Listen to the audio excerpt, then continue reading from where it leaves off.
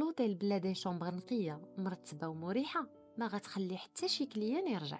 وهاد الصوره هادي ما كتجيش بالصدفه، موراها واحد اليد مدبره وعيون كتسهر اللي هي لا غوفرنونت جينيرال وليداتها لي زاسيستون ولا لي زاسيستونت ديالها.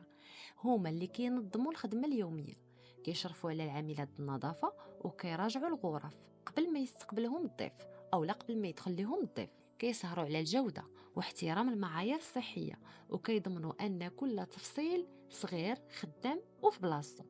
وبالاضافه لهذا الشيء كتكون الفريق وكتراقب الاداء وكتحل المشاكل قبل ما توصل للزبون.